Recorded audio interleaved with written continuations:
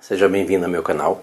Sou o professor Luiz Maggi e hoje nós vamos falar sobre um exercício de álgebra linear que diz o seguinte: para que valores de K o conjunto B, formado pelos vetores 1K, K4, é uma base do R2.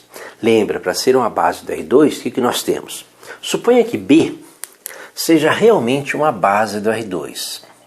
Se ele é uma base do R2, em primeiro lugar, ele tem que ter um número mínimo de vetores que serão capazes, de gerar, vão gerar o R2. Ou seja, todos os vetores do R2 podem ser escritos como combinação linear dos vetores V1 e V2 desse conjunto B. Então ele gera o R2.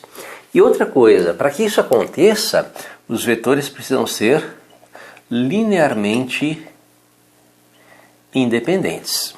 Isso é uma coisa mais ou menos fácil de constatar, porque se eu tenho dois vetores, como a base B do R2, se eu tenho dois vetores, vamos chamar esses vetores aqui de V1 e V2, qualquer vetor do R2 pode ser escrito como combinação linear dos vetores V1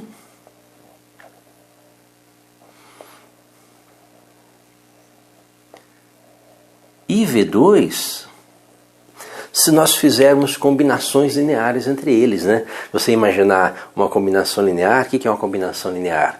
É fazer uma soma com múltiplos de V1 e V2. Se eu pegar um vetor múltiplo de V1, imagina aqui um vetor múltiplo de V1,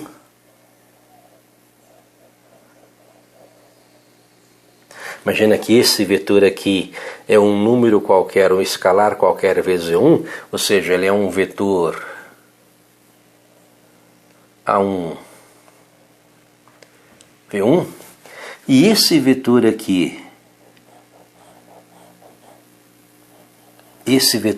olha, ele também é um múltiplo de V2, é o vetor A2 V2. A combinação linear desse, se eu fizer a soma A1V1 mais A2V2, eu gero um outro vetor, eu gero um vetor V. Perceba que aqui nós podemos aplicar a regra do paralelogramo.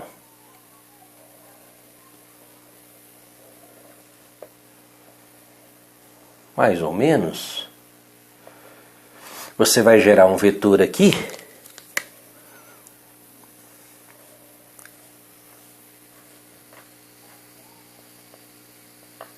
que é o vetor V. E esse vetor V, ele é igual a A1V1 mais A2V2. Então, se isso acontecer, você tem aí dois vetores que são capazes de gerar um plano, porque se você for mudando os múltiplos, A1 e A2 para positivo, negativo, maior ou menor, você gera todos os vetores que formam um plano determinado por V1 e V2. Bem, isso gera o R2. E aí, e para eles serem linearmente independentes? Para que eles sejam linearmente independentes, essa expressão A1V1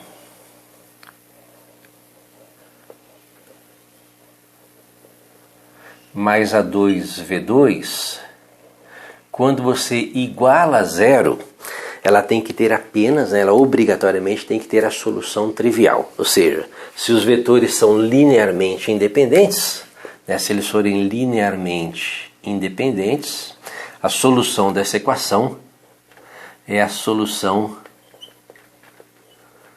trivial. Nós temos duas possibilidades, solução trivial ou infinitas soluções. Se a solução for solução trivial, nós temos um conjunto linearmente independente. Se for infinitas soluções, nós temos aí um conjunto de vetores linearmente dependentes, ou seja, eles serão múltiplos um do outro, e não acontece isso. Não acontecendo isso, eles não geram R2 e não são base. Bem, o que nós precisamos? Que os dois vetores não sejam múltiplos, para que nós tenhamos vetores diferentes gerando R2, e que eles sejam linearmente independentes. Então vamos montar essa equação, achar a solução e depois mostrar que isso poderia ser feito de uma forma tão simples, mas é rapidinho. Bem, vamos montar essa equaçãozinha aqui, A1V1. A1 é o vetor 1K. Então, A1V1 é 1K vezes A1, mais A2V2. Vetor V2 é o K4, mais K4 vezes A2, que é igual a zero.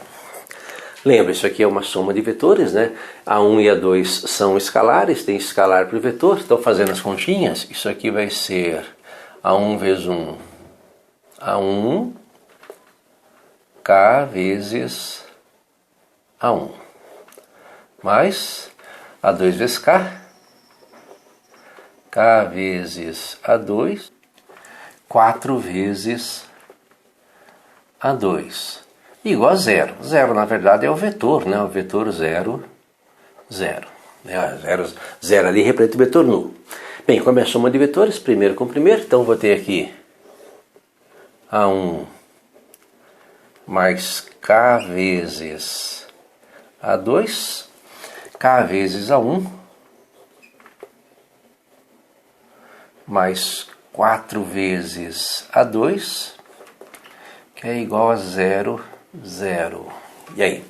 Nós temos uma igualdade de vetores, né? Dois vetores são iguais se esse for igual a 0 e esse for igual a 0. Então nós temos um sistema onde A1 mais K vezes A2 é igual a 0. K vezes A1 mais 4 vezes A2 é igual a 0. E aí o nosso sistema é um sistema homogêneo.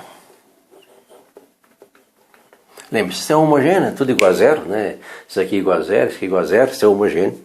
Um sistema homogêneo ele pode ser um sistema possível determinado ou um sistema possível indeterminado.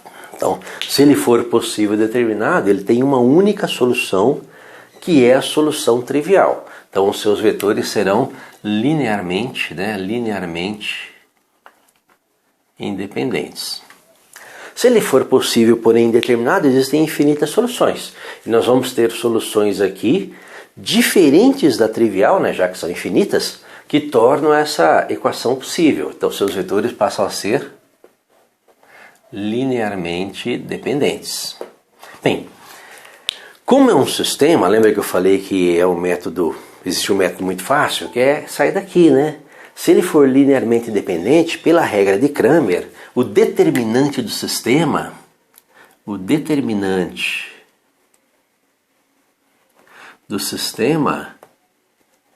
é diferente de zero. Se ele for possível, porém indeterminado, o determinante do sistema é igual a zero. Então a regra de Cramer, né? As condições da regra de Cramer para esse caso aqui. Então o que seria o determinante do sistema? O determinante do sistema, determinante S, ele vai ser igual ao determinante formado pelas colunas. Lembra que A1 e A2 são as suas variáveis, né? Então nós temos 1 vezes A1, K vezes A1. Então a primeira coluna é 1K. Segunda coluna 4A2, é K vezes A2, 4A2. Então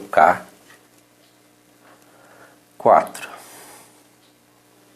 E você vai perceber que as colunas são exatamente os vetores, né? 1K e K4. Você poderia montar o determinante direto, né? E lembrar que esse determinante aqui, para que os seus vetores sejam linearmente independentes, depois a gente confere se eles são múltiplos ou não, que eles possam gerar um R2, nós podíamos montar direto aqui, né? Lembra que determinante de dimensão, né? Determinante de ordem 2, basta multiplicar diagonal principal, diagonal secundária. Então, diagonal principal é 4. Então, isso aqui é igual a 4. Diagonal secundária é K ao quadrado menos K ao quadrado. Bem, e eu quero que esse determinante aqui seja diferente de zero. Então, diferente de zero. Então, para resolver essa questão, basta fazer, né, K ao quadrado menos 4 diferente de zero. K ao quadrado diferente de 4. Então, K diferente de mais ou menos 2. Lembra que é mais ou menos a raiz de 4, não é só a raiz de 4, é mais ou menos a raiz de 4, então mais ou menos 2. Se K for igual a 2, né? Então se K for igual a 2, o nosso conjunto B é o conjunto formado pelos vetores, né? 1, 2 e 2, 4.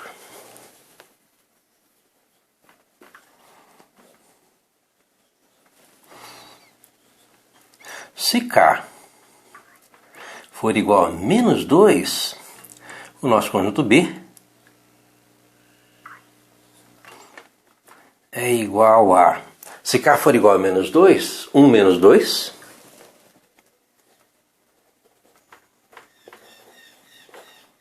e menos 2, 4.